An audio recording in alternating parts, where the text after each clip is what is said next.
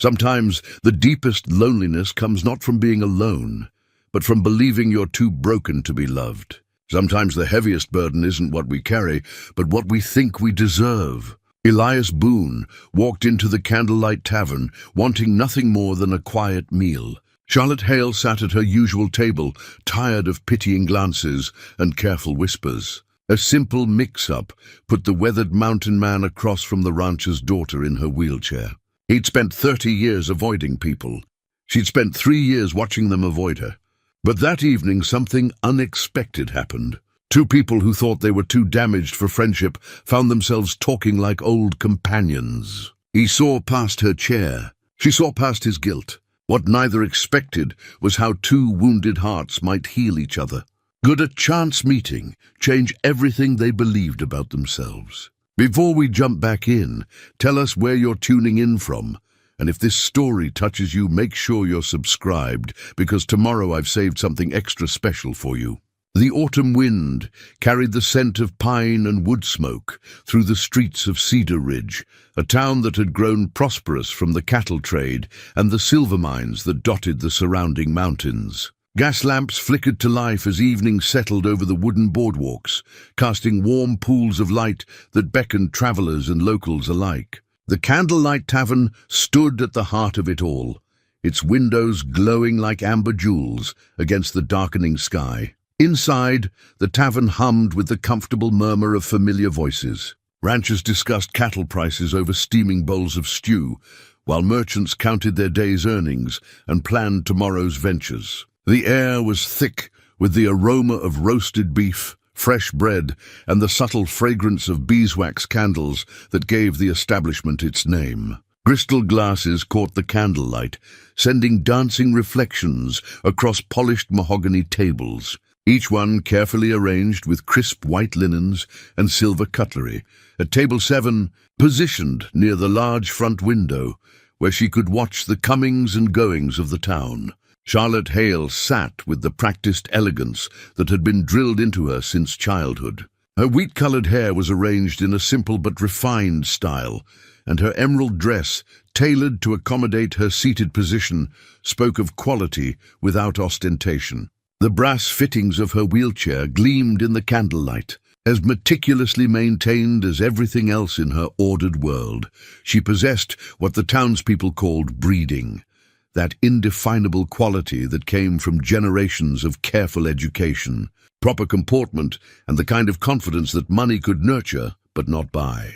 Her father, Theodore Hale, owned the largest ranch in 3 counties, employing over 200 men and controlling grazing rights across thousands of acres. The Hale name carried weight in Cedar Ridge, and Charlotte had grown up understanding both the privileges and the burdens that came with it. But tonight, as on every Thursday evening for the past 3 years, she dined alone. Not because she lacked invitations. Half the eligible men in the territory would have counted themselves fortunate to escort her, but because she had grown weary of the careful conversations, the studied avoidance of certain topics, and the way people's eyes would dart nervously between her face and her chair before settling somewhere safely neutral. The accident had changed everything, though not in the ways people assumed. The physical limitations were real enough. She would never again race her chestnut mare across the open meadows or dance at the harvest celebrations. But what struck deeper was how it had revealed the true nature of her relationships. Friends became visitors who spoke in hushed, sympathetic tones. Suitors transformed into awkward young men who spoke to her father about her condition, as if she had become a delicate flower to be discussed rather than a woman to be courted. Charlotte had adapted, as she always did. She had learned to navigate social situations with grace, to deflect pity with wit, and to maintain her dignity in a world that seemed determined to define her by what she could no longer do, rather than what she remained capable of. Her Thursday dinners at the candlelight had become a small rebellion, a declaration that she would not hide away in the family mansion, would not become the tragic figure that others seemed to expect. The reservation card that lay beside her plate bore her name in the careful script of the tavern's hostess. Table 7, her usual spot, reserved every Thursday at 7 o'clock. It had become as much a part of the tavern's routine as lighting the candles or polishing the glasses. Charlotte Hale's table, where she sat with quiet dignity, reading correspondence or simply watching the life of the town unfold beyond the window, miles away, high in the pine-covered slopes of Copper Mountain. Elias Boone was preparing for what had become a rare journey into civilization. His cabin, built by his own hands from logs he had felled and stones he had gathered from the mountain streams, sat in a clearing that offered a commanding view of the valley below. It was a simple structure, sturdy and weatherproof, with a stone fireplace that had warmed him through 15 winters of solitude. Elias was a man shaped by the mountains, his body lean and strong from years of physical labor, his hands scarred from working with tools and stone and the endless tasks of mountain living. His hair, once sandy brown, had turned silver at the temples, and his face bore the deep lines that came from squinting into mountain wind and sun. He moved with the quiet efficiency of someone who had learned to depend entirely on himself, every gesture purposeful, every action considered. The guilt that had driven him to these heights 30 years ago had settled into his bones like winter cold, becoming so much a part of him that he barely noticed its weight anymore. But it was there, constant as the mountain peaks that surrounded his refuge, shaping his days and haunting his nights. He had built his life around avoiding the very thing that awaited him in Cedar Ridge, human connection, with all its possibilities for joy and its certainties of pain. Tonight's journey had become necessary because his supplies were running low, and winter was approaching faster than usual. The first snows had already dusted the highest peaks, and he needed provisions that would carry him through the months of isolation ahead. He had delayed the trip as long as possible, but mountain winters showed no mercy to the unprepared. His horse, a sturdy bay gelding named Tracker, stood patiently while Elias secured his saddlebags and checked his gear one final time. The animal had been his companion for 8 years, as comfortable with the mountain trails as Elias himself. Together, they had traveled these paths in all seasons, carrying supplies up from the valley towns and ensuring that Elias could maintain his chosen exile. The ride down would take most of the day, following switchback trails that wound through stands of aspen and pine, past rushing streams that would soon be locked under ice, and over ridges that offered breathtaking views of the territory below. It was beautiful country, the kind that could fill a man's soul or drive him to madness, depending on his temperament and his reasons for being there.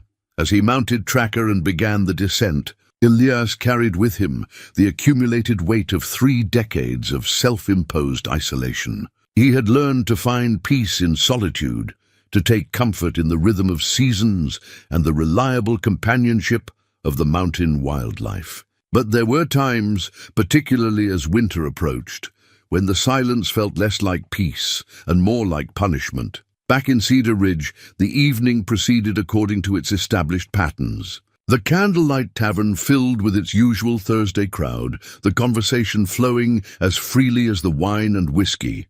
Charlotte finished her correspondence, letters to distant cousins, business matters related to her father's ranch, and a brief note to a former schoolmate who had married and moved to San Francisco.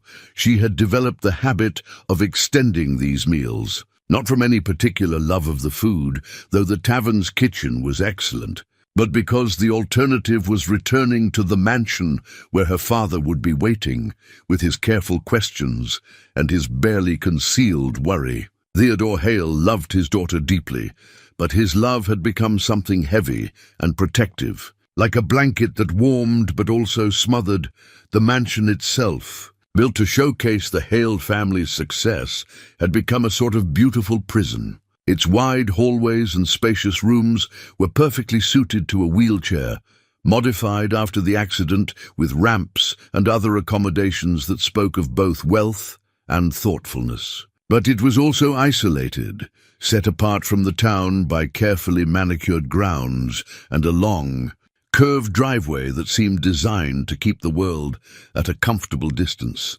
Charlotte's mother had died when she was 12, leaving behind a daughter who had inherited her strength of will, and her father, who channeled his grief into an almost obsessive protection of his remaining family. The accident had intensified his protective instincts to the point where Charlotte sometimes felt more like a treasured artifact than a living woman. As she sat in the familiar warmth of the tavern, watching the interplay of light and shadow on the street outside, Charlotte reflected on the strange turn her life had taken. 3 years ago, she had been the acknowledged belle of Cedar Ridge society, courted by ambitious young men and expected to make a brilliant marriage that would unite two powerful families and secure her future. The accident had not only changed her physical circumstances, but had stripped away the comfortable assumptions about what her life would become. In some ways, she reflected, it had been a liberation as much as a tragedy. The expectations that had once seemed so important, the careful choreography of courtship, the endless rounds of social obligations, the pressure to marry well and quickly, had evaporated in an instant. What remained was the question of what kind of life she would build from the pieces that remained, and whether she had the courage to build something authentic rather than merely acceptable. The reservation card beside her plate caught the candlelight, its simple presence representing both the routine that had become her refuge and the boundaries that had begun to feel like limitations. Every Thursday at table 7, Charlotte Hale dining alone while the world moved around her. It was predictable, safe, and increasingly empty of any real meaning.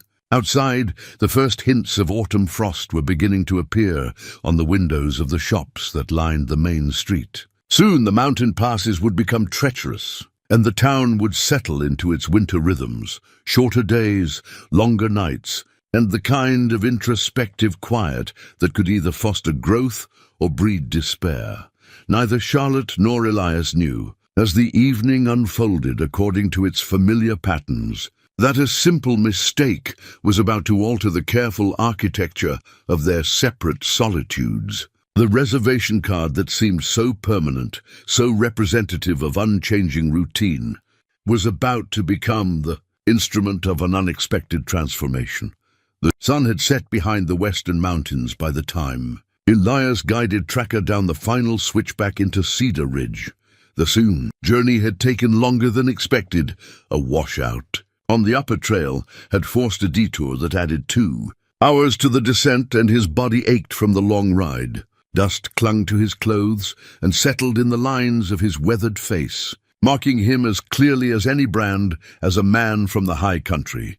Cedar Ridge looked different in the evening light than it did during his infrequent daytime visits. The gas lamps created pools of warmth along the boardwalks, and through the windows of homes and businesses he could see the golden glow of family dinners and comfortable conversations. It was a reminder of the life he had chosen to leave behind, and it stirred feelings he had spent years learning to suppress.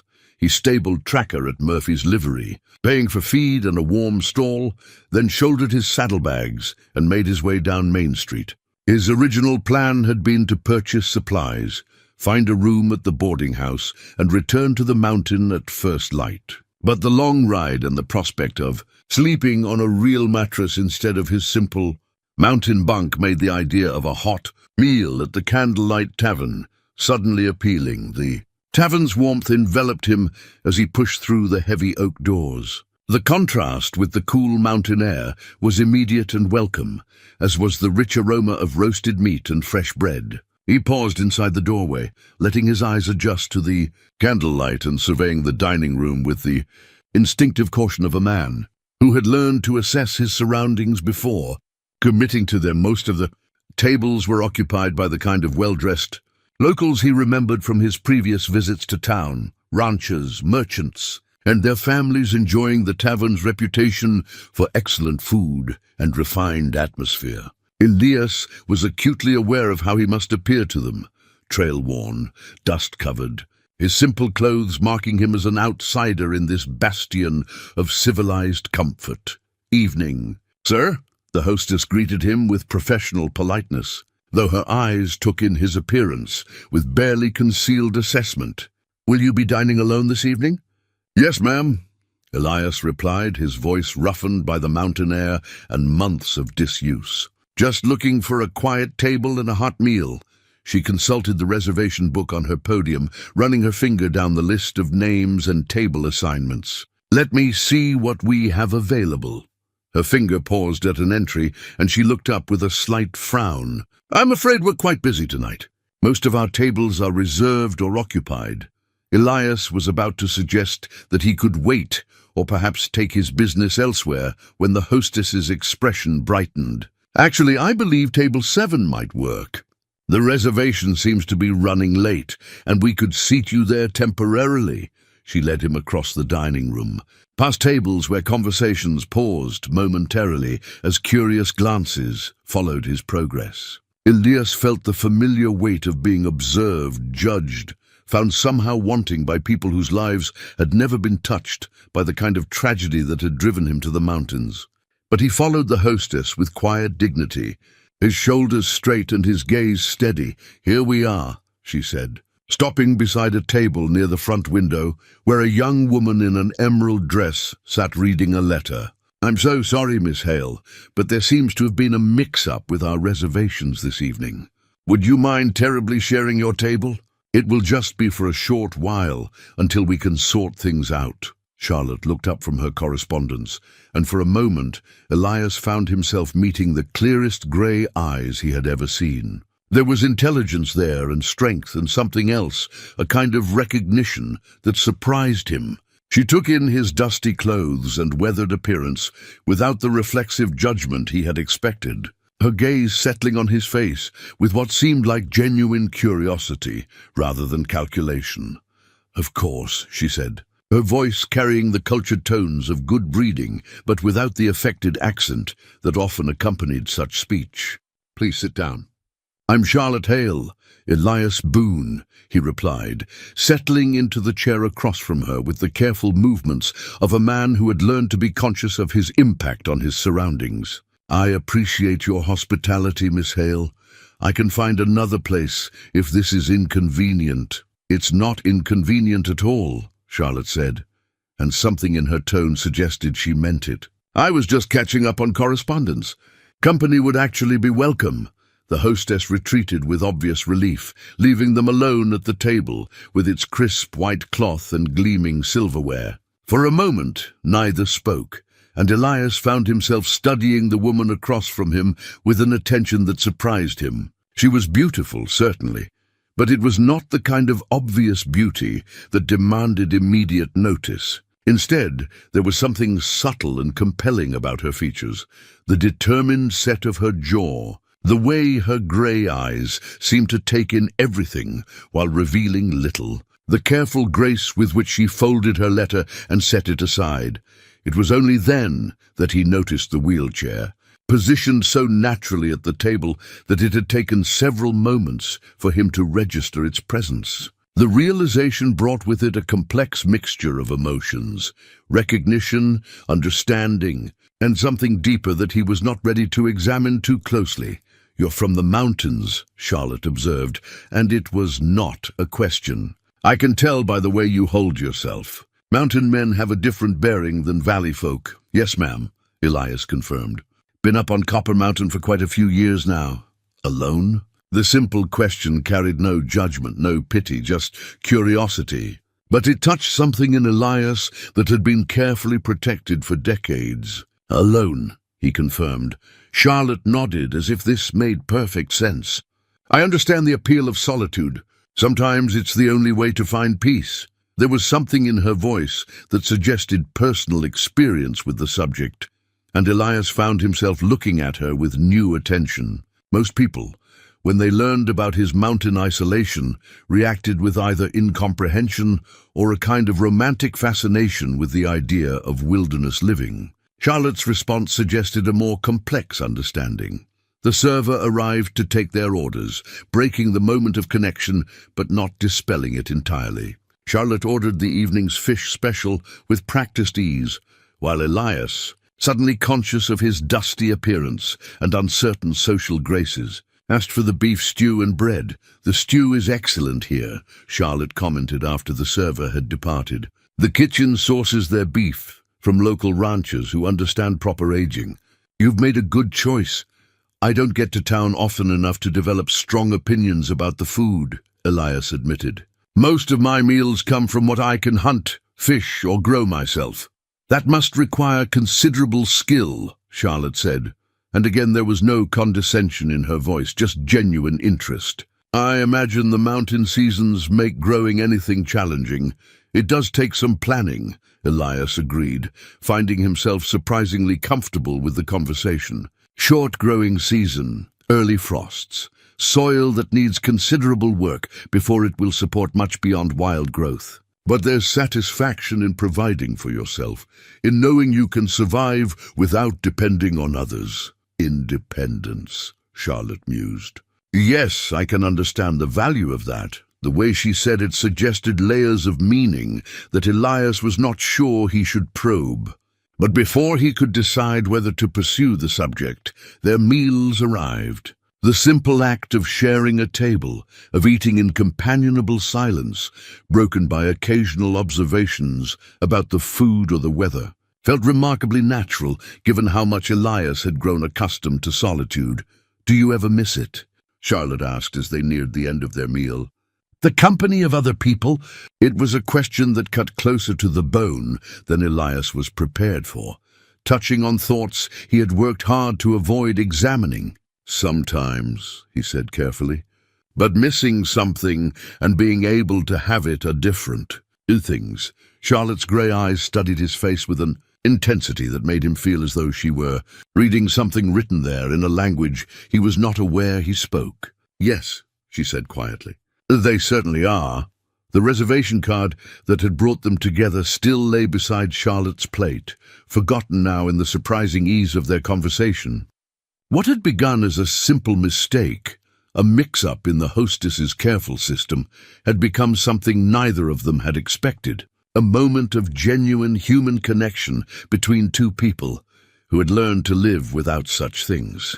The walk back to the boarding house should have been straightforward, but Elias found his thoughts returning again and again to the unexpected conversation at the Candlelight Tavern. There had been something in Charlotte Hale's manner, a directness, an absence of the careful social calculations he remembered from his younger days, that had caught him off guard. Most people, when they spoke to him at all, seemed to be working through some internal script about how one should interact with a mountain hermit. Charlotte had simply talked to him as though he were a person worth talking to. The boarding house room was clean and sparse, furnished with the basics necessary for travelers: a narrow bed, a washstand, and a single chair positioned near the window that looked out onto Main Street. Elias set his saddlebags on the chair and moved to the window, watching the last few stragglers make their way home through the pools of lamplight. Cedar Ridge settled into its evening quiet,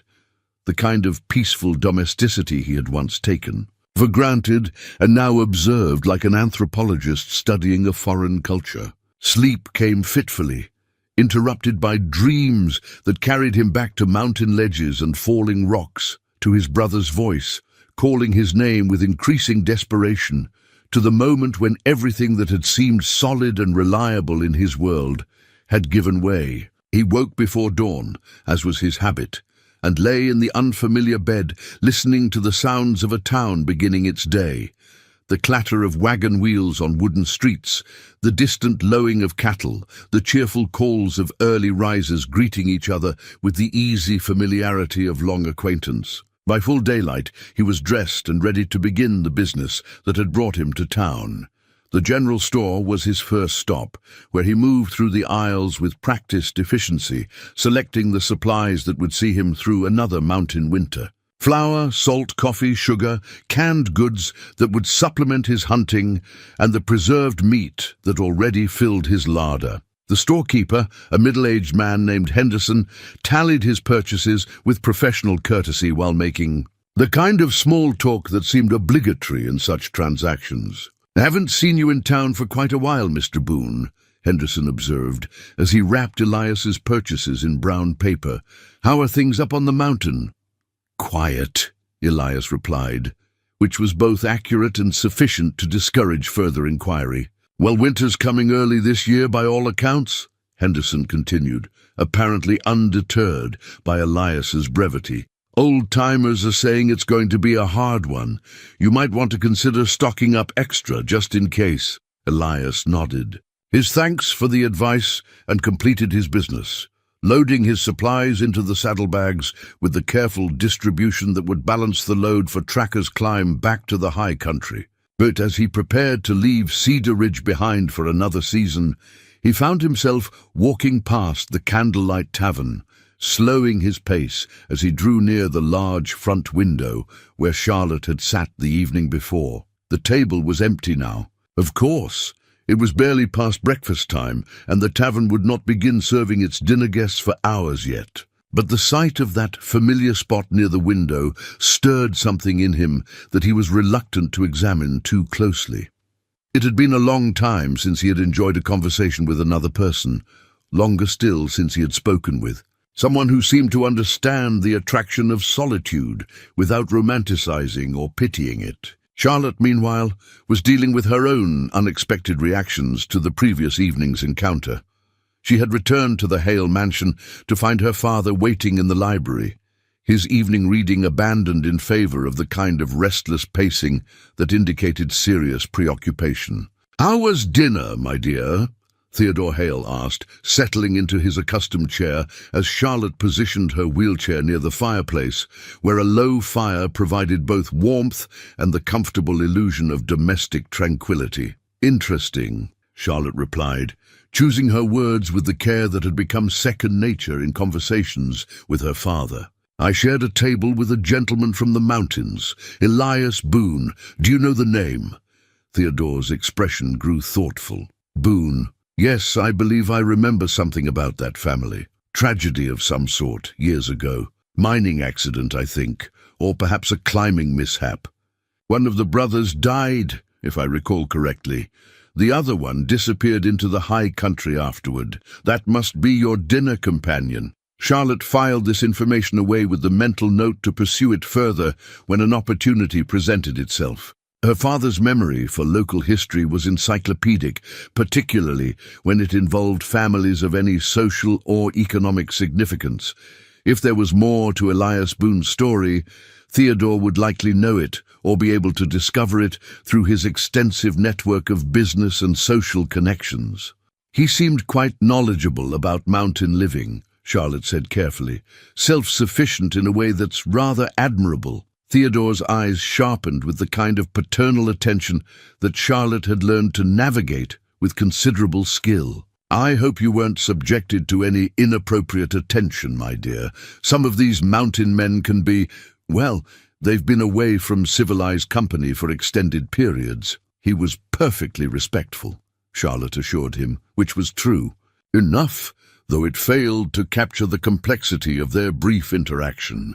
In fact, he seemed more comfortable with silence than with conversation, rather the opposite of inappropriately forward. This seemed to satisfy Theodore's immediate concerns, and the conversation moved on to other topics: ranch business, social obligations, the approaching winter season that would limit travel and concentrate Cedar Ridge society into its more intimate winter patterns. But even as Charlotte participated in these familiar discussions, part of her attention remained focused on her memories of the previous evening. There had been something in Elias Boone's manner that had reminded her of her own relationship with solitude.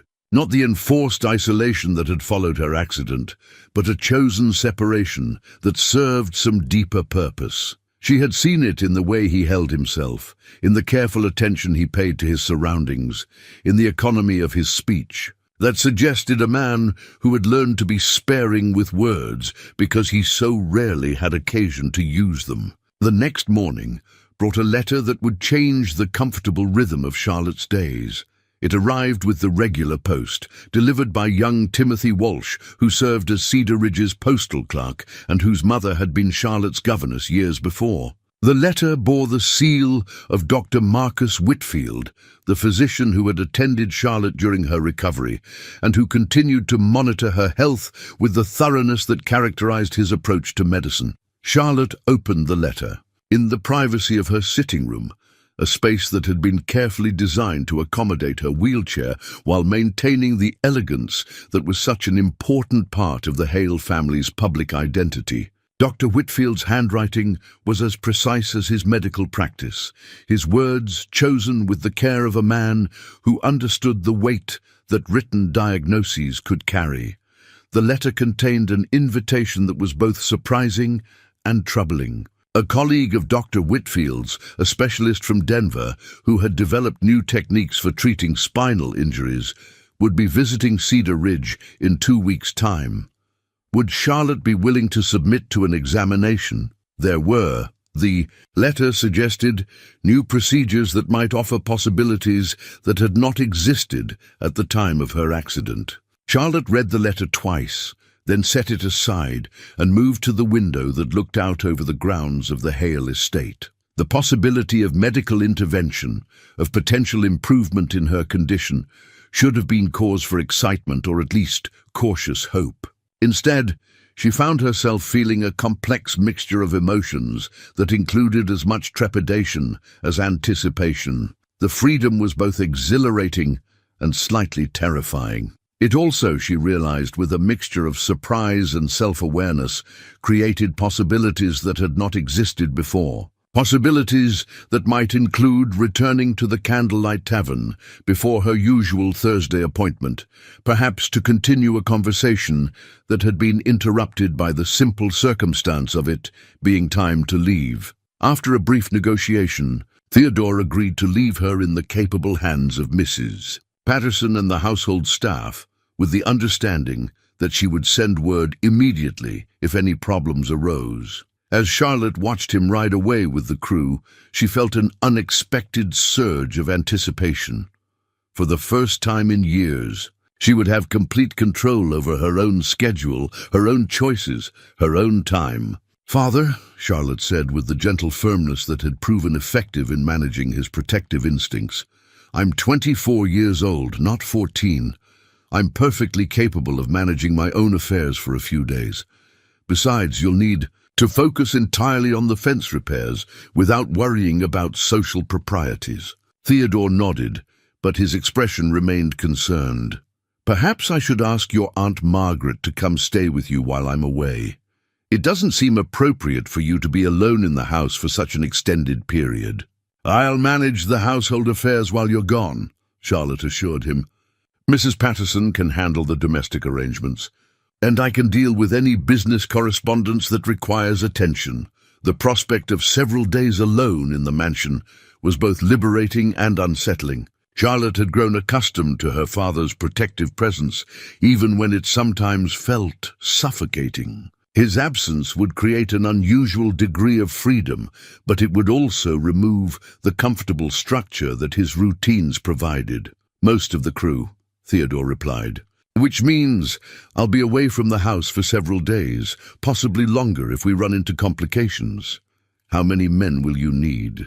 she asked, automatically shifting into the practical mode that had made her an invaluable partner in ranch management, despite her physical limitations. Charlotte understood the implications immediately. Fence repairs in autumn required careful timing and considerable manpower, particularly when they involved moving cattle across territory that bordered neighboring ranches. The Hale operation prided itself on maintaining good relationships with its neighbors, which meant that any boundary issues needed to be resolved quickly and diplomatically. 20 minutes later, Theodore appeared in her office doorway with the expression that indicated serious business requiring immediate attention. "We've lost a section of fence in the north pasture," he announced without preamble. "Storm damage from last week finally gave way completely. We need to move the herd before they wander into Patterson's territory and create a boundary dispute." The sound of approaching hoofbeats drew her attention to the window, where she could see her father's foreman, James Morrison, riding up the circular drive with the urgency that typically accompanied ranch emergencies. Charlotte positioned her wheelchair near the window to observe the brief conference that took place on the front steps, reading the body language of crisis management that had become familiar over the years of managing a large cattle operation. Her morning had begun with the customary ritual of correspondence and estate business, conducted from the small office her father had arranged for her in the mansion's east wing.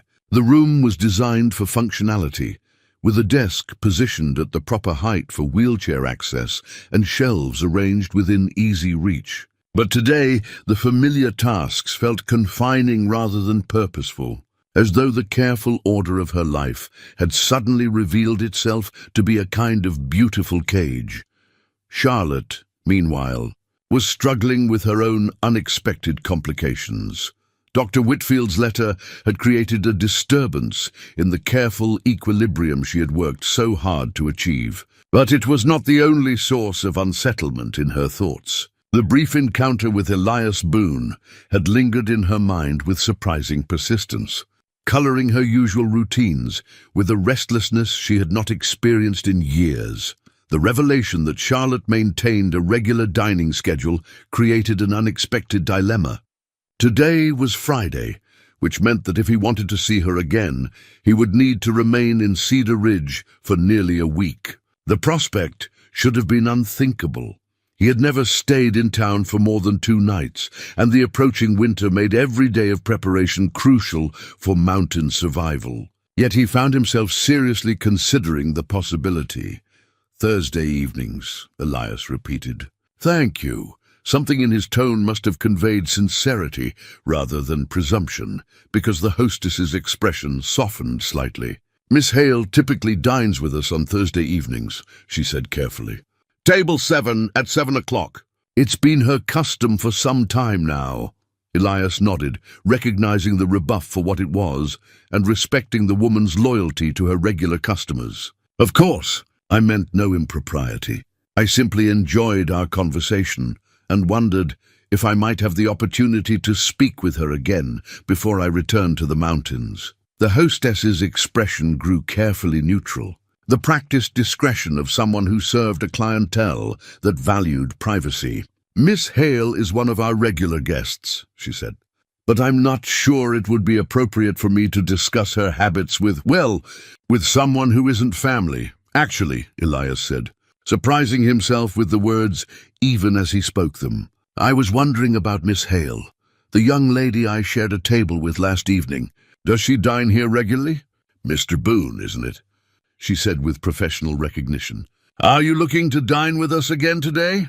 The tavern was nearly empty at mid-morning, hosting only a few businessmen conducting quiet conversations over coffee and the kind of pastries that Cedar Ridge society considered essential to civilized discourse. Charlotte was not there, of course. He had not really expected her to be, but the hostess from the previous evening was arranging flowers near the entrance, and she looked up as he approached. The decision, when it came, surprised him with its simplicity. Instead of mounting tracker and heading for the mountain trail, he found himself walking back toward the center of town, toward the Candlelight Tavern, where the morning sunlight streamed through the large front windows. He told himself he was simply curious, that after so many years of isolation, he was entitled to a moment's interest in the lives of others. But the excuse felt thin, even to his own critical assessment. But something about Charlotte Hale had disrupted the careful architecture of his detachment. Perhaps it was the way she had looked at him without pity or judgment, or the quiet understanding in her voice when she spoke about solitude. More likely, it was the recognition of something familiar in her manner, the careful control of someone who had learned to build walls around pain. The dignity of someone who refused to be defined by others' assumptions about what her life should become. The source of his hesitation troubled him more than he cared to admit. In 30 years of mountain living, he had established routines that served him well. Periodic trips to town for supplies, brief and efficient interactions with the merchants who provided what he could not make or grow himself, and prompt returns to the high country where he belonged. He had never lingered, never found himself curious about the lives of the townspeople, never wondered what might happen if he extended his stay. Elias should have been halfway up the mountain by now. The supplies were loaded, Tracker was rested and ready for the climb, and the weather promised to hold clear for at least another day. Everything pointed toward departure, toward the return to his mountain sanctuary, where the approaching winter would wrap him in its familiar isolation. Yet he found himself standing outside the general store, reluctant to begin the journey that had seemed so straightforward just 24 hours earlier. By Saturday afternoon, Elias had convinced himself that remaining in Cedar Ridge was a practical decision, rather than an emotional one. The weather had turned unseasonably warm, creating ideal conditions for the kind of maintenance work on his cabin that was best accomplished before winter's arrival. He could use the time to purchase additional supplies, perhaps some of the specialized tools that were available in town, but impossible to obtain in the mountains. The reasoning was sound, even if it failed to explain why he found himself walking past the Candlelight Tavern twice daily, or why he had chosen to extend his stay at the boarding house rather than camping outside town as he had on previous visits. The truth, which he was not yet ready to acknowledge fully, was that something had awakened in him during that brief conversation with Charlotte Hale. Not romantic interest. Exactly. He was too honest with himself to pretend that his feelings were so simple or immediate, but rather a recognition that he had been living only half a life for the past 30 years. The mountain solitude that had once provided refuge from pain had gradually transformed into a different kind of prison, one built not of stone and iron, but of habit and fear. On Sunday morning, he found himself walking past the small church where most of Cedar Ridge's respectable citizens gathered for weekly worship. Through the open doors, he could hear the familiar cadences of hymns and prayers that had once been a regular part of his own life, back when he had lived in the world instead of merely visiting it periodically for supplies. The music stirred memories he had worked hard to bury: Sunday dinners with extended family, community gatherings that celebrated harvest and holiday, the comfortable rhythms of a life embedded in human connection. He was about to continue his walk when he noticed a familiar figure near the church's side entrance. Charlotte sat in her wheelchair in the shade of an old oak tree, apparently waiting for the service to conclude. She was reading a small leather-bound book, her posture suggesting the kind of patient contentment that comes from being comfortable with one's own company. Elias approached with the careful steps of a man who was not entirely sure of his welcome. "Miss Hale," he said when he was close enough to speak without raising his voice. "I hope I'm not intruding." Charlotte looked up with what appeared to be genuine pleasure. "Mr. Boone, not at all. I was just enjoying the morning air while waiting for the congregation to finish their devotions. I find the service somewhat less taxing when experienced from outside the building." There was a hint of gentle humor in her voice that suggested this was a deliberate choice rather than an inability to participate fully in the community's religious life. Elias found himself curious about the distinction, but hesitant to probe what might be a sensitive topic. "I didn't expect to see you in town for so long," Charlotte continued. "I had the impression that mountain men made brief visits to civilization before returning to their preferred solitude." "Usually that's true," Elias admitted. "But I found myself with more business to attend to than I had anticipated." It was not entirely a lie, though the nature of the business he was reluctant to examine too closely. Charlotte's grey eyes studied his face with the same intelligent attention he remembered from their first meeting, and he had the uncomfortable feeling that she saw through his careful neutrality to the uncertainty beneath. "I'm glad," she said simply. "I've been hoping we might have another opportunity to talk. I enjoyed our conversation the other evening more than I had expected to." The frank admission surprised him with its directness. In his limited experience with polite society, people rarely stated their preferences so clearly, particularly when those preferences involved someone as obviously unsuitable as a mountain hermit. Charlotte's honesty was both refreshing and slightly unsettling. cutting through the elaborate social protocols that typically govern such interactions. As did I, Elias replied, finding that honesty seemed to breed honesty. Though I confess I'm not entirely sure what we found to talk about that made the time pass so agreeably. Perhaps it was the absence of expectation, Charlotte suggested. When you meet someone accidentally, there's no predetermined script to follow. You can simply be yourself and see what develops. The observation struck him as remarkably perceptive, touching on something he had felt but not articulated. Most of his interactions with townspeople followed predictable patterns, polite but distant exchanges that maintained appropriate boundaries while accomplishing necessary business. The evening at the tavern had been different precisely because neither of them had approached it with specific goals or social obligations. "Are you attending the service?" Elias asked, gesturing toward the church, where the sound of congregational singing indicated that the morning's worship was nearing its conclusion. "In my own way," Charlotte replied. "I find that I can appreciate the spiritual elements more clearly when I'm not distracted by the social dynamics that tend to dominate indoor gatherings. People mean well, but their concern for my welfare often overshadows their attention to higher matters." Again, there was no bitterness in her voice, just the matter-of-fact assessment of someone who had learned to navigate social complexities with grace and pragmatism. Elias found himself impressed by her ability to maintain her dignity while acknowledging realities that might have embittered someone with less inner strength. "I haven't attended services regularly for many years," he said. "Mountain living tends to create its own forms of worship. Sunrise over the peaks, the sound of wind through pine trees. The satisfaction of honest work accomplished in good weather. That sounds like a form of prayer," Charlotte observed.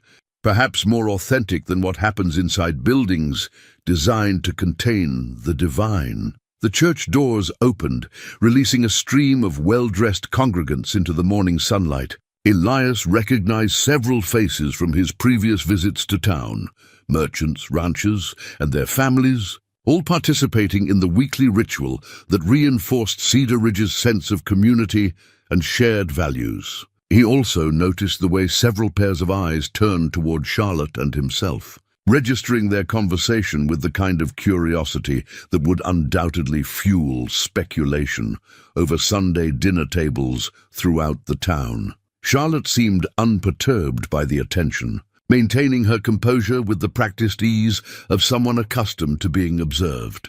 But Elias felt the familiar discomfort of being the subject of scrutiny, the weight of judgment that had driven him to seek solitude in the first place. "Perhaps we should continue this conversation elsewhere," he suggested quietly. "I suspect we're providing more entertainment than either of us intended." Charlotte followed his gaze toward the dispersing congregation and nodded with understanding. "There's a small park near the library that's usually quiet on Sunday afternoons. If you're not opposed to a short walk, we might find more privacy there." The suggestion was made with the kind of casual confidence that indicated she was accustomed to navigating the town's geography despite her wheelchair. Elias found himself curious about the practical aspects of her mobility, though he was careful not to let his interest become obvious scrutiny. "I'd welcome the opportunity to see more of Cedar Ridge," he said. "My visits are usually too brief for much exploration." As they made their way through the town's quiet Sunday streets, Elias became aware of how natural it felt to match his pace to Charlotte's measured progress. There was something comfortable about their shared silence, punctuated by occasional observations about the architecture or the way the morning light fell across the carefully maintained gardens that graced many of the town's finer homes. The small park Charlotte had mentioned proved to be a carefully designed space tucked between the library and the town's modest courthouse. Ancient oak trees provided natural shade over winding paths that had been laid out with obvious consideration for both beauty and accessibility. Benches positioned at regular intervals offered places to rest and contemplate, while flower beds maintained with evident care added color and fragrance to the peaceful setting.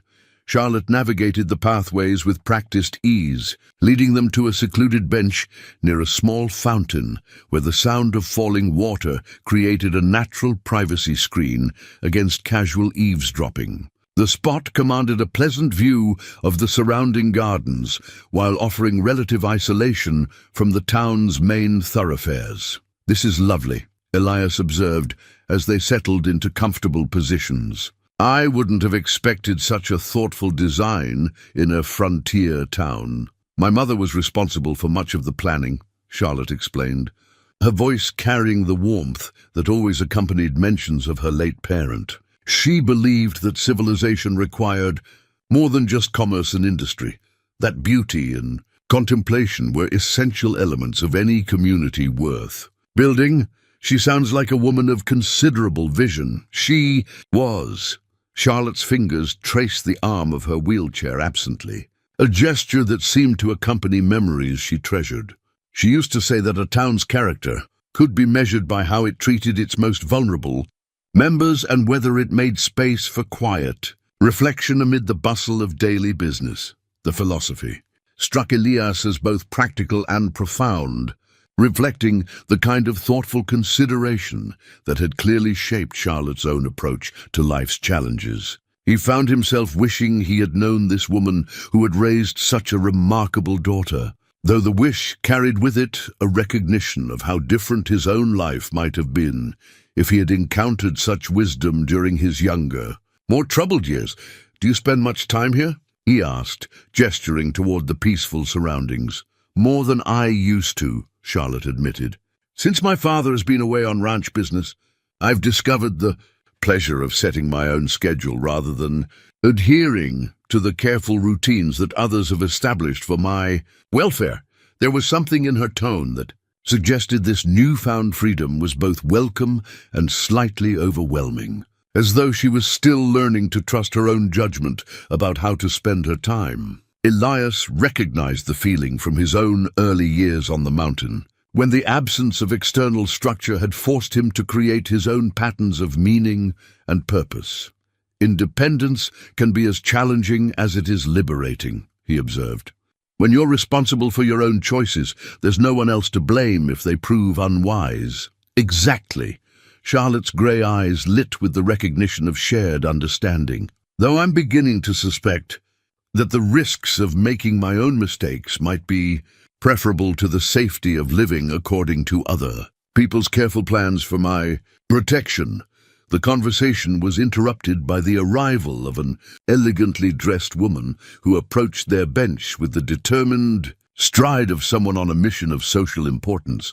Elias recognized her as Mrs. Abernathy, the banker's wife, whose reputation for community involvement was matched only by her talent for gathering and distributing information about her neighbors' private affairs. "Charlotte, my dear," Mrs. Abernathy exclaimed, with the kind of enthusiastic concern that immediately put Elias on guard. "How wonderful to see you enjoying this beautiful afternoon. And you must be the gentleman I've heard mentioned in connection with our dear Charlotte." The woman's eyes took in Elias's simple clothes and mountain-weathered appearance with the rapid assessment of someone accustomed to categorizing people according to their social utility. Her smile remained fixed, but Elias could sense the calculations taking place behind her carefully maintained expression of neighborly interest. "Mrs. Abernathy," Charlotte responded with practiced politeness, "may I present Mr. Elias Boone? Mr. Boone, this is Mrs. Abernathy, one of Cedar Ridge's most dedicated community members." "Mr. Boone," Mrs. Abernathy repeated, extending her gloved hand with the careful grace that indicated breeding and expectation. "I understand you're visiting us from the mountains." "How exciting. We so rarely have the opportunity to meet gentlemen from the wilderness areas." The way she pronounced wilderness suggested something between fascination and distaste, as though she were describing an exotic but slightly dangerous foreign country. Elias accepted her hand briefly, offering the kind of polite acknowledgement that social convention required, while hoping the encounter would conclude quickly. "I'm surprised to find you out and about without your usual escort." "My dear," Mrs. Abernathy continued, turning her attention back to Charlotte with the kind of concerned inquiry that was designed to elicit information while expressing appropriate worry.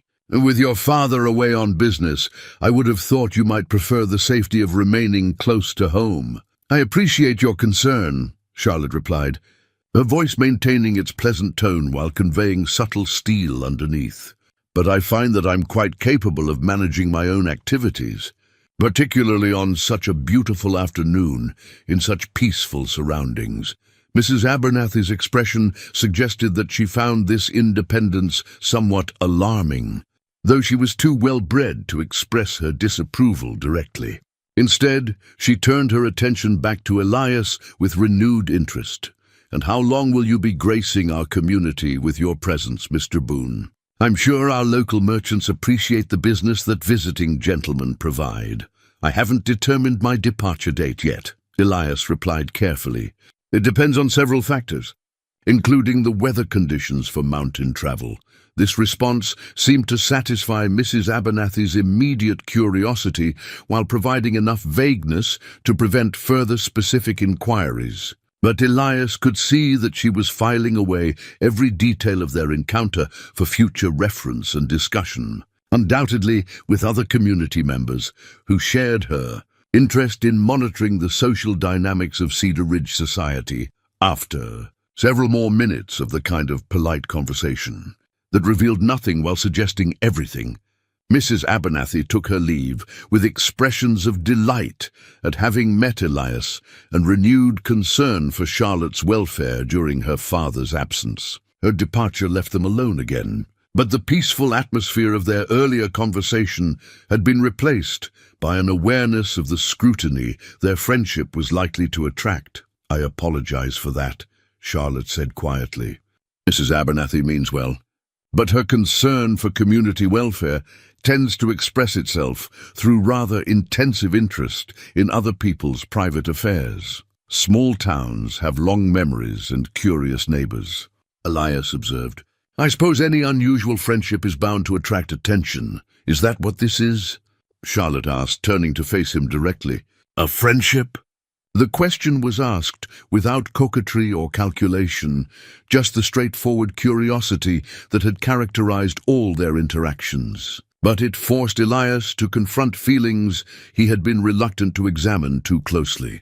"I'd like it to be," he said after a moment's consideration, "though I'm not sure I remember how to be a friend to anyone." "It's been a long time since I tried." "For me as well," Charlotte admitted. "The accident changed many things, including my relationships with people I had considered close friends. I've learned to be cautious about trusting new connections." They sat in comfortable silence for several minutes, watching the play of afternoon sunlight through the oak leaves and listening to the gentle splash of the fountain. The admission of mutual vulnerability had created a new level of intimacy between them, one that felt both promising and slightly dangerous. Tuesday afternoon brought an unexpected visitor to Charlotte's door. Dr. Whitfield arrived without advance notice, his usually composed demeanor suggesting the kind of urgency that made her heart quicken with apprehension. He was accompanied by a stranger, a tall, lean man with graying hair and the bearing of someone accustomed to making difficult decisions with confidence. "Charlotte." "My dear," Dr. Whitfield said as Mrs. Patterson showed them into the front parlor, "I hope you'll forgive the impromptu visit. I'd like you to meet Dr. Samuel Morrison from Denver. He's the specialist I mentioned in my letter." Dr. Morrison stepped forward with a professional smile that managed to convey both competence and compassion. "Miss Hale, it's a pleasure to meet you. Dr. Whitfield has told me a great deal about your case, and I confess I'm quite interested in discussing the possibilities that new surgical techniques might offer." Charlotte felt the familiar tightness in her chest that accompanied any discussion of her medical condition. She had grown comfortable with her limitations, had built a life that accommodated them with grace and purpose. The prospect of change, even positive change, threatened the careful equilibrium she had worked so hard to achieve. "Please sit down," she said, gesturing to the chairs that faced her position near the window. "I must admit that your letter came as something of a surprise. Dr. Whitfield, I had understood that my condition was permanent. So did we all, Dr. Whitfield replied, settling into his chair with the careful movements of a man who had delivered both good news and bad news, often enough to understand the weight of either. But Dr. Morrison has developed techniques that weren't available 3 years ago. The field of spinal surgery has advanced considerably, particularly in cases like yours, where the injury was severe but not necessarily irreversible. Dr. Morrison leaned forward slightly, his manner suggesting both enthusiasm and caution. Miss Hale, I want to be completely honest with you about what we're discussing. The procedures I've developed offer genuine hope for restoration of some degree of mobility, but they also carry significant risks. The surgery itself is complex and demanding, and the recovery would require months of intensive rehabilitation. What degree of mobility? Charlotte asked, her voice carefully neutral. She had learned to protect herself from false hope while remaining open to genuine possibilities. In cases similar to yours, I've seen patients regain the ability to walk with assistance, Dr. Morrison explained. Not full restoration necessarily, but enough improvement to allow standing, limited walking with supportive devices, and significantly increased independence in daily activities. The words seemed to hang in the air, like a promise that was too large to fully comprehend.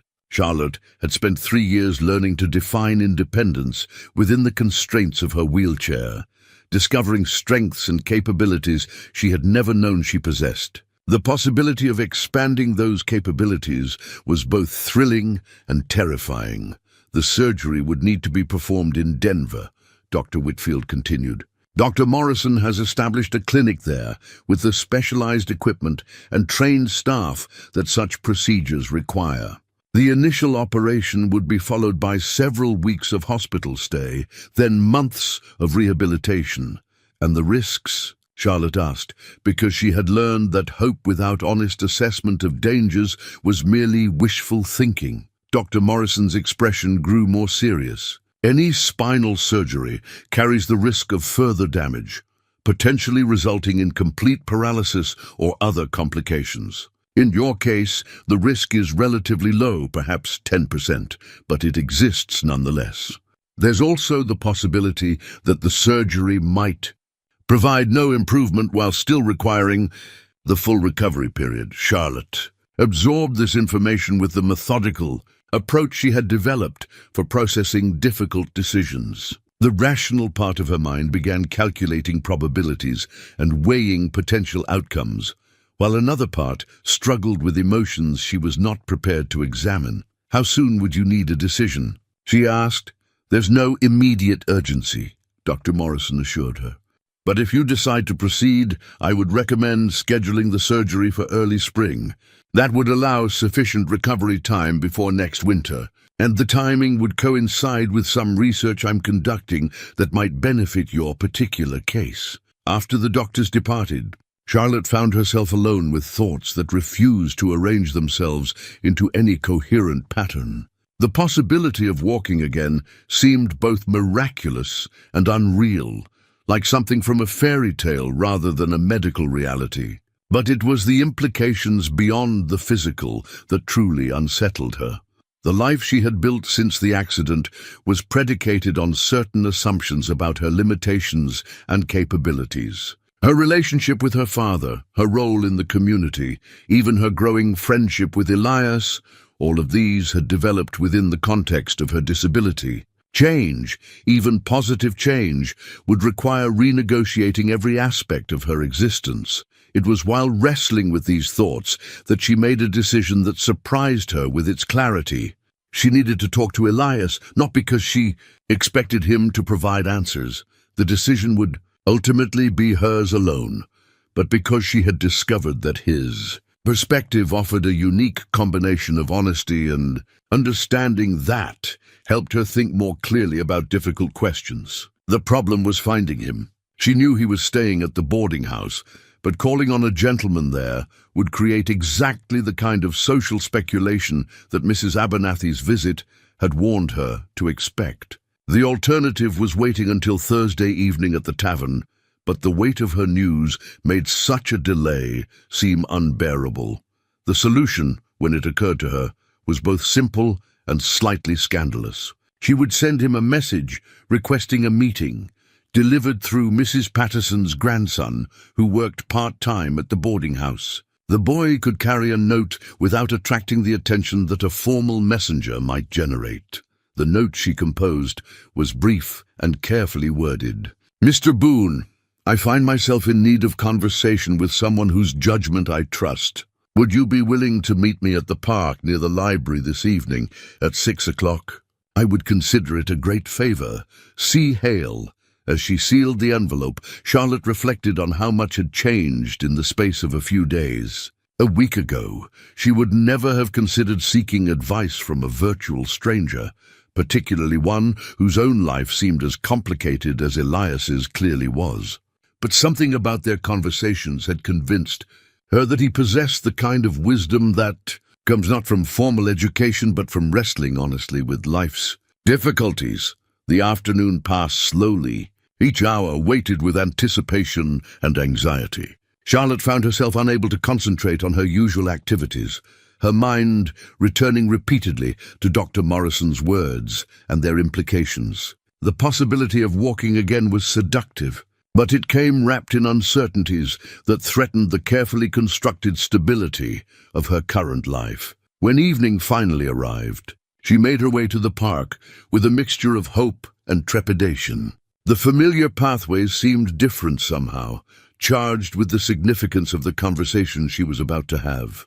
As she approached the secluded bench where they had sat before, she saw Elias already waiting, his presence suggesting that her message had been received and understood. "Thank you for coming," she said, as she positioned her wheelchair facing the bench where he sat. "I wasn't sure the message would reach you, or that you would be willing to meet on such short notice." "Your note suggested that something important had happened," Elias replied, his weathered face reflecting genuine concern. "I hope you haven't received bad news." "Not bad news exactly," Charlotte said, then paused, uncertain how to begin explaining something she was still struggling to understand herself. "Complicated news. The kind that makes you question everything you thought you knew about your life." Elias waited with the patient stillness that had impressed her from their first meeting. His attention focused entirely on her words, without the restless energy that characterized most people's listening. It was this quality, his ability to be fully present without judgment or agenda, that had convinced her he might be the right person to help her think through her dilemma. "Do you remember the letter I mentioned, receiving from Dr. Whitfield?" she began. "The one about a specialist who might be able to help with my condition." Elias nodded, his expression growing more serious as he began to understand the direction of her story. "He came to see me today," Charlotte continued, "along with the specialist from Denver. They believe there might be a surgical procedure that could restore some degree of mobility. The possibility of walking again, with assistance." The words hung between them like a bridge across uncertain territory, carrying weight that neither of them was fully prepared to bear. Charlotte watched Elias's face as he absorbed the implications of what she had told him, seeing there the same mixture of hope and concern that she felt herself. Elias absorbed Charlotte's revelation in the kind of thoughtful silence that had become characteristic of their conversations. The evening air carried the first hint of autumn's deeper chill, and the fountain's gentle murmur seemed to emphasize the weight of the decision she faced. When he finally spoke, his words carried the measured consideration she had come to trust. "That's extraordinary news," he said carefully. "But I can see from your expression that you're not entirely certain how to feel about it." "No," Charlotte admitted, grateful for his ability to see beyond the obvious implications to the complexity beneath. "I should be overjoyed, shouldn't I? The possibility of walking again, of regaining independence, I thought was lost forever. But instead, I find myself questioning everything I've built since the accident. What specifically troubles you about the prospect?" The question was asked without pressure or judgment, simply an invitation to examine her own thoughts more clearly.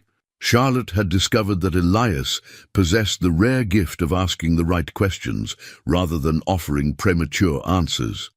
A quality that made him an invaluable companion for wrestling with difficult decisions. "I suppose it's the uncertainty," she said after a moment's reflection. "I've spent 3 years learning to live with limitations, finding strength I didn't know I possessed, building a life that has meaning despite what I can't do. The surgery could change everything, or it could change nothing, while still requiring me to risk everything I've gained. And then there's the question of why," Elias observed quietly.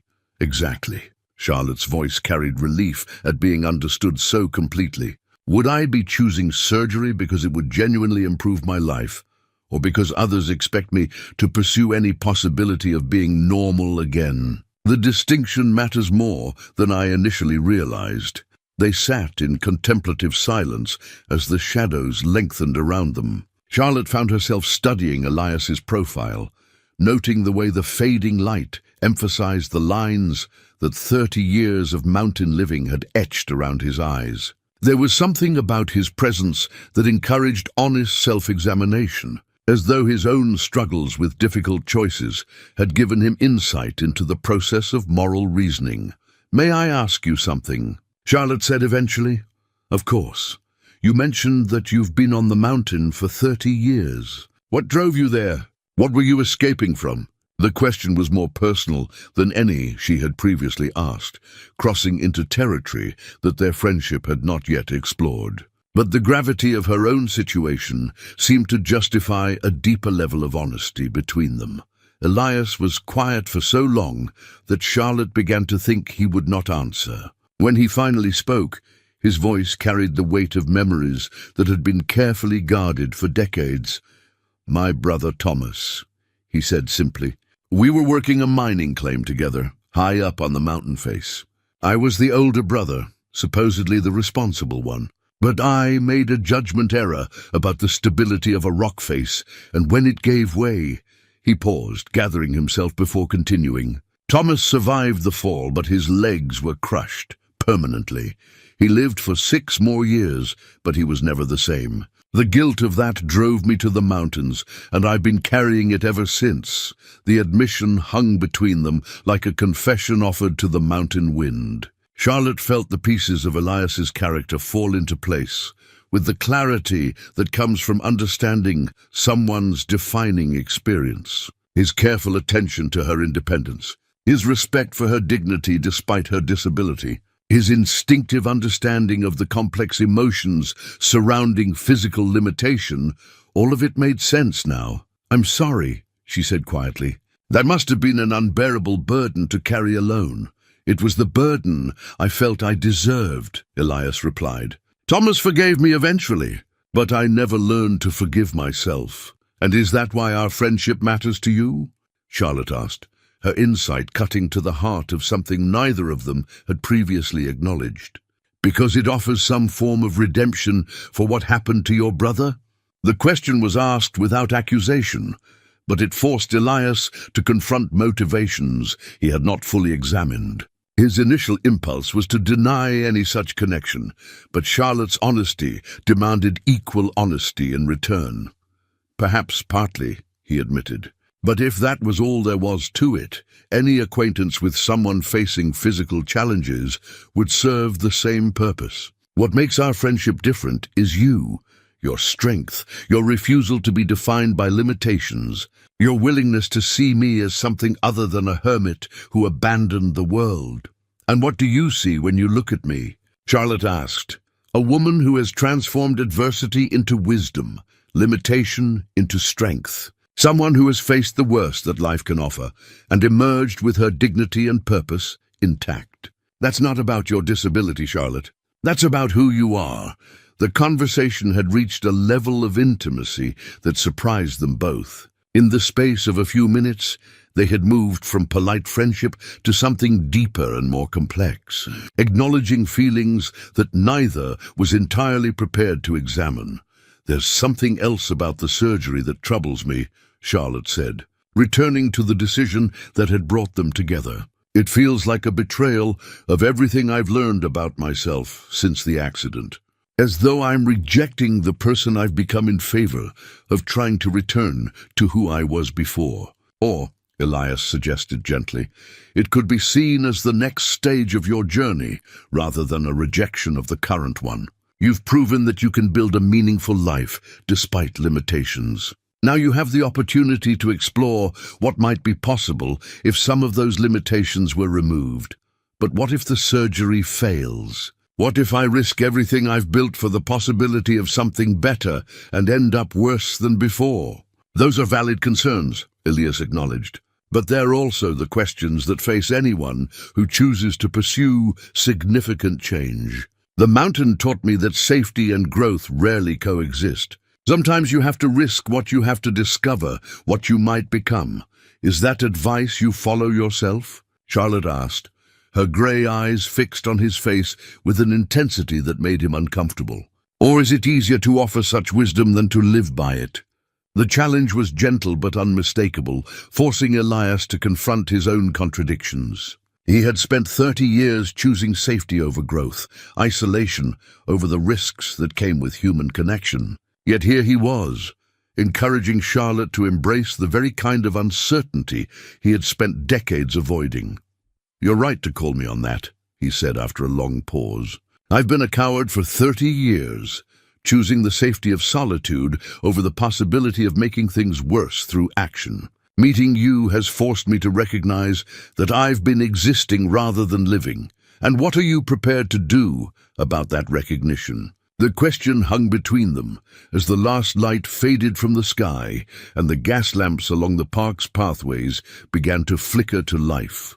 Charlotte's challenge was forcing Elias to confront not just his past choices, but his future intentions. Their conversation had become a mirror, in which both of them could see their own fears and possibilities reflected with uncomfortable clarity. "I don't know yet," Elias admitted. "But I'm beginning to understand that remaining on the mountain indefinitely isn't the refuge I once thought it was. It's become another kind of prison, one I built for myself out of guilt and fear. So we're both facing the question of whether to risk what we have for what we might become," Charlotte observed.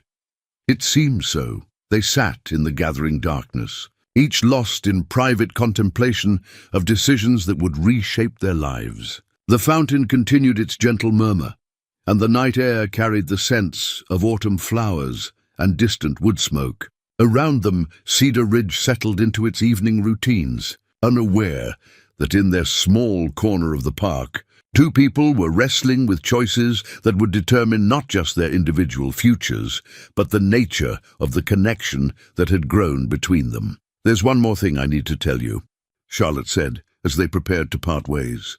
"Dr. Morrison wants an answer within 2 weeks. If I decide to proceed with the surgery, it would be scheduled for early spring, which means several months in Denver for the operation and recovery.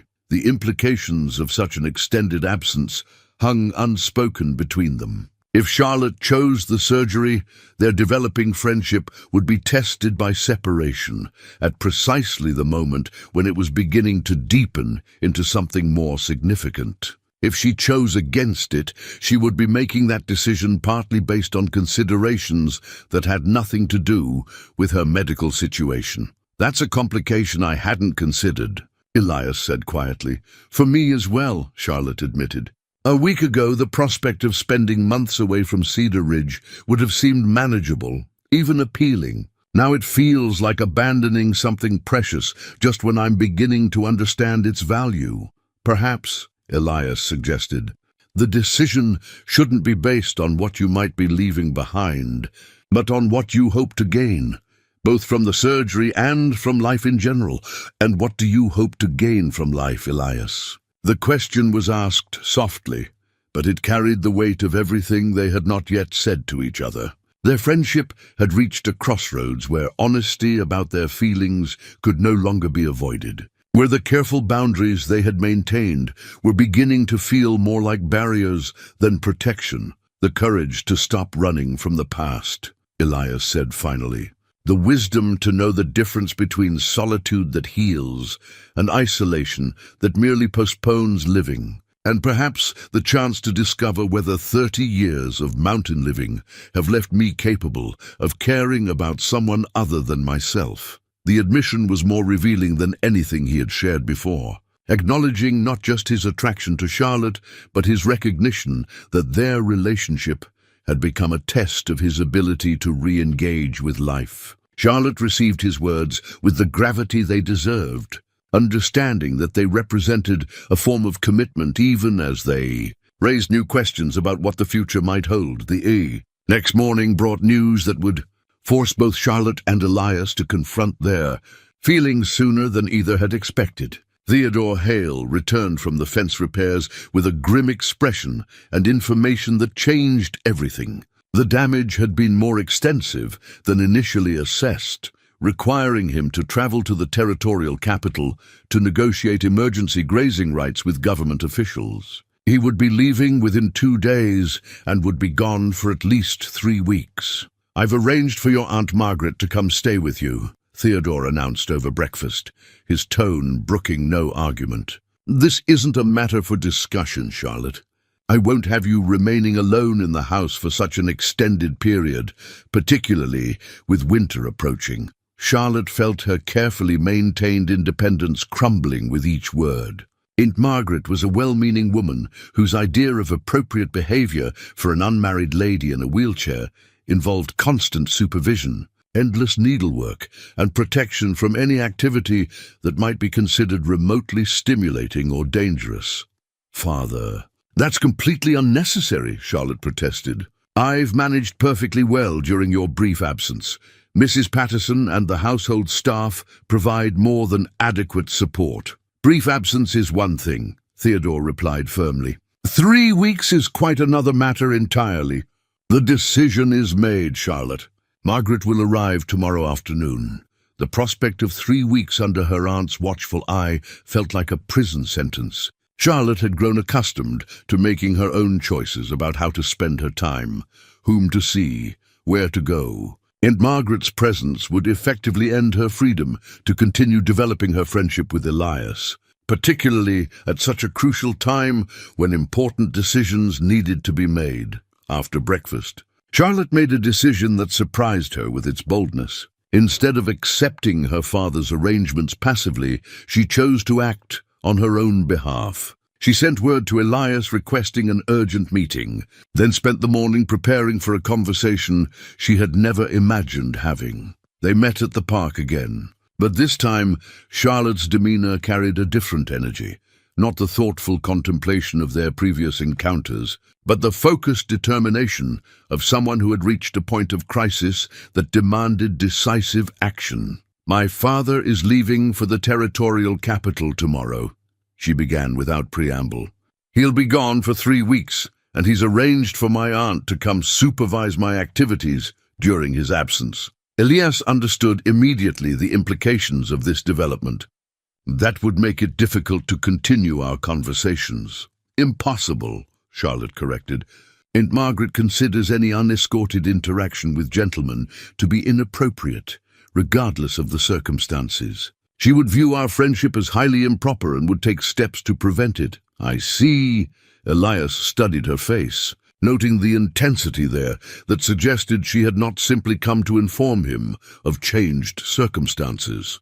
"What do you intend to do about it?" "I want to ask you something that may seem presumptuous," Charlotte said, her voice steady despite the magnitude of what she was about to propose. "Would you consider taking me to see your cabin on the mountain? I know it's an unusual request, but I feel I need to understand the place that has shaped you so profoundly.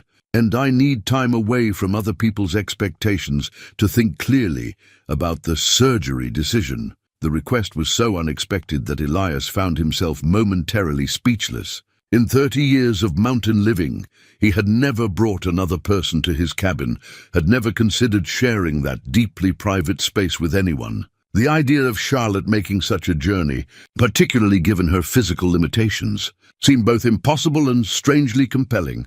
"Charlotte," he said carefully, Even if such a thing were possible, which I'm not certain it is, the social implications would be enormous. An unmarried woman traveling alone with a man to his mountain retreat in Cedar Ridge society. That would be considered scandalous beyond repair. I know, Charlotte replied quietly. But I've been thinking about what you said regarding growth and safety rarely coexisting. Perhaps it's time I stopped allowing other people's opinions to determine the boundaries of my life. The journey itself would be challenging, Ilias continued, his mind already working through the practical obstacles. The trails are steep and difficult, designed for horseback travel rather than wheeled vehicles. I'm not certain how we could manage the logistics. I can ride, Charlotte said simply. Not well, and not for great distances, but I maintained enough strength in my core and arms to stay mounted for reasonable periods. I rode frequently before the accident, and I've continued limited riding as part of my physical therapy. Ilias found himself genuinely considering the possibility for the first time. The idea of showing Charlotte his mountain sanctuary, of sharing with her the peace and perspective that the high country provided, held an appeal that surprised him with its intensity. But the risks, both practical and social, were enormous. Even if we could manage the journey, he said slowly, what would you tell your father when he returns? How would you explain such an absence?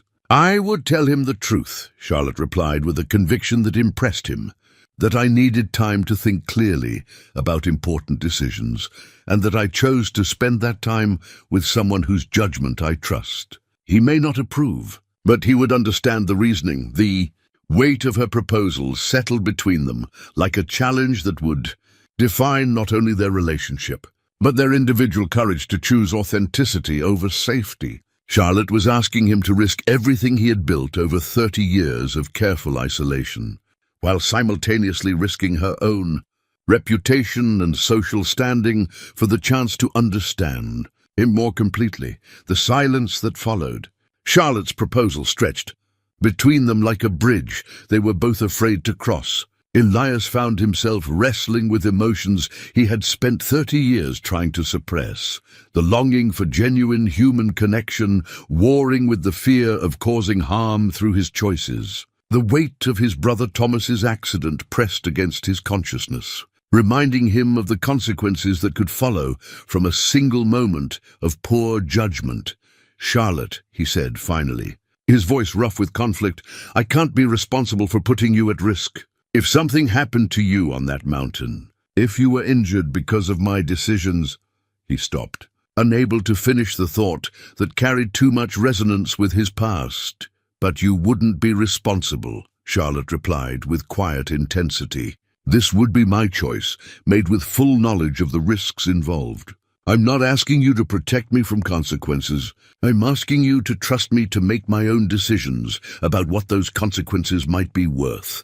Her words cut through his protective instincts to the deeper issue beneath. Ilias realized that his reluctance stemmed not just from concern for her safety, but from his own fear of emotional vulnerability. Sharing his mountain refuge would mean exposing the most private parts of himself to someone whose judgment had become important to him. There's something else, Charlotte continued, apparently reading his internal struggle with the clarity that had characterized all their interactions. I've made my decision about the surgery.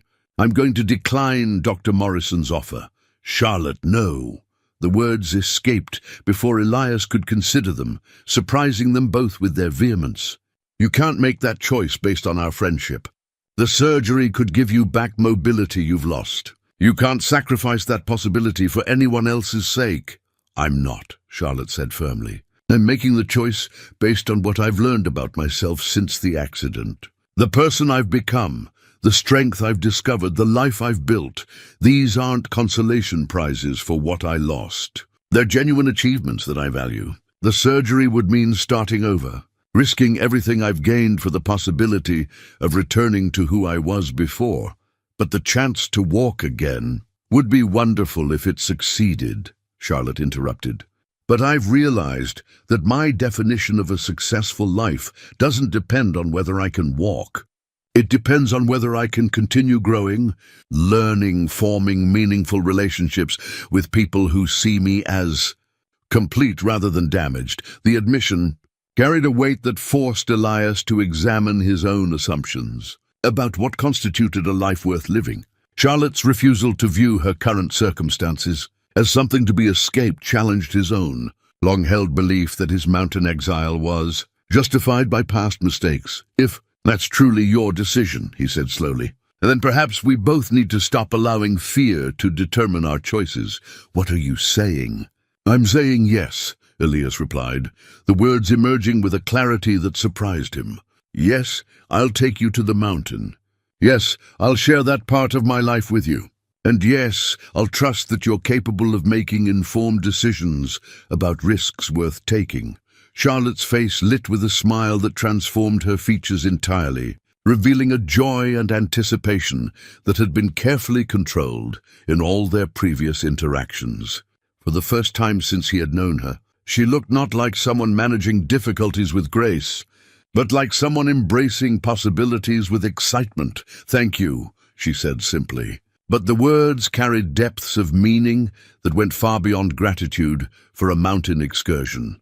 They spent the remainder of their time together working through the practical details of their plan. Elias would arrange for a gentle horse suitable for Charlotte's needs, along with the equipment necessary for her to ride safely over mountain terrain. They would leave early the following morning, before Aunt Margaret's arrival, and would return in time for Theodore's expected homecoming. "There's one more thing I need to ask," Charlotte said, as they prepared to part. "When we're on the mountain, I want you to tell me about Thomas, about what really happened, and how it has shaped your life since. I feel that I can't truly understand you without knowing that story completely." The request was both fair and terrifying. Elias had never spoken in detail about his brother's accident to anyone, had never allowed himself to examine it fully in the presence of another person. But if he was going to trust Charlotte with his sanctuary, perhaps it was time to trust her with his deepest pain as well. "All right," he agreed. "But I want something from you in return. I want you to tell me what it was really like after your accident. Not the graceful adaptation that everyone sees, but the struggle underneath. The fear, the anger, the moments when you weren't sure you could continue." "Agreed," Charlotte said without hesitation. As they parted ways, both understood that they had committed to more than a mountain excursion. They had agreed to share their most vulnerable truths with each other, to risk the safety of their carefully maintained facades for the possibility of genuine intimacy. The mountain would witness not just Charlotte's first journey to Elias's refuge, but both of their first steps toward emotional honesty that could transform them permanently. The journey to Elias's mountain cabin became a pilgrimage of honesty that transformed both of them in ways they had not anticipated. As Charlotte's horse picked its careful way up the switchback trails, with Elias leading and constantly monitoring her comfort and safety, they shared the stories that had shaped their deepest fears and strongest convictions. Elias spoke of Thomas with a tenderness that 30 years of guilt had not diminished. How his younger brother had trusted his judgment completely. How the sound of falling rock still haunted his dreams. How watching Thomas struggle with bitterness and eventual acceptance had taught him both the weight of responsibility and the possibility of forgiveness. Charlotte listened without offering false comfort or easy absolution, understanding that some stories needed to be witnessed rather than resolved. In return, she revealed the private struggle behind her public grace, the months of rage and despair following her accident, the slow process of rebuilding identity when everything she had believed about herself had been shattered, the lonely work of finding strength in limitation rather than seeking escape from it. Her honesty was surgical in its precision, cutting away the protective myths they had both constructed about resilience and revealing the raw human effort underneath. The cabin, when they finally reached it, surprised Charlotte with its simple beauty. Built from logs that had weathered to silver gray, positioned to catch both morning light and evening sunset, surrounded by the kind of vast mountain silence that made human concerns feel both insignificant and perfectly important. It represented everything Elias had told her about finding peace through solitude. But as the days passed, Charlotte's presence transformed the space in ways that Elias had not expected. Her delight in small discoveries, the view from his kitchen window, the intricate patterns Frost made on the cabin's glass, the sound of wind through pine branches that sang differently at various times of day, reminded him of beauty he had stopped noticing. Her practical suggestions for improvements, offered without presumption but with genuine interest in his comfort, made him realize how much of his mountain life had been about endurance rather than enjoyment. They spent 3 days together in the kind of sustained companionship that revealed character more clearly than months of social interaction. Charlotte's strength proved to be not the brittle determination he had sometimes suspected, but something flexible and enduring, capable of bending without breaking. Elias's gentleness, which she had glimpsed in their earlier conversations, emerged fully in his attentiveness to her needs and his careful consideration of her comfort without ever treating her as fragile. On their final evening, as they sat watching sunset paint the distant peaks in shades of gold and crimson, Charlotte made an observation that crystallized everything they had discovered about each other. "I understand now why you came here," she said quietly, "and I understand why you've stayed. But I also understand why it's time for you to leave." "Is it?" Elias asked, though her words resonated with a truth he had been reluctant to acknowledge. "You've done the work of grieving and healing that you came here to do," Charlotte continued. "Thomas would have wanted you to forgive yourself eventually. Staying on the mountain indefinitely isn't honoring his memory. It's refusing to live the life his sacrifice made possible." "And what kind of life would that be?" "One where you allow yourself to care about people again. One where you use what you've learned about strength and solitude to help others find their own peace. One where you trust that the judgment that failed you once might have been refined by 30 years of reflection into something worthy of trust again." The conversation continued deep into the night, exploring possibilities that neither had dared consider separately. By dawn, they had reached an understanding that felt both inevitable and miraculous. Elias would leave the mountain, not to abandon the wisdom he had gained there, but to find ways of sharing it with a world that desperately needed such perspective. Their return to Cedar Ridge coincided with Theodore Hale's arrival from the territorial capital, creating a convergence that required careful navigation. Charlotte's explanation of her absence, that she had needed time for reflection about important decisions and had chosen to spend it with someone whose judgment she trusted, met with the kind of paternal concern she had expected, but also with grudging respect for her honesty and independence. Theodore's interview with Elias, conducted in the library with the formal gravity that such situations demanded, revealed the older man's protective instincts, but also his recognition that his daughter had found something valuable in their friendship. When Elias spoke of his intentions to establish a small ranch in the valley, to build a life that honored both his need for solitude and his growing understanding of community, Theodore listened with the careful attention of a man evaluating not just a suitor's prospects, but his character. The conclusion they reached was both practical and symbolic. Elias would purchase land adjacent to the Hale property, close enough for continued friendship, but distant enough to maintain independence. Charlotte would help him design a home that accommodated both his mountain-trained self-sufficiency and his readiness to welcome others into his life. Together, they would build something that honored their individual journeys while creating space for shared growth. 6 months later, as spring transformed the valley into a canvas of green meadows and wildflower abundance, Charlotte sat in her wheelchair on the porch of Elias's new home, watching him work in the garden they had planned together. The house was smaller than the Hale mansion, but perfectly suited to its purpose, a place where solitude and companionship could coexist, where a man who had learned to live alone could practice the art of living with others. Dr. Morrison's letter, which still lay in Charlotte's correspondence file, had become not a missed opportunity, but a confirmation of wisdom already gained. She had chosen to build upon the strength she had discovered rather than risking it for the possibility of returning to who she had been before. The decision felt more correct with each passing day.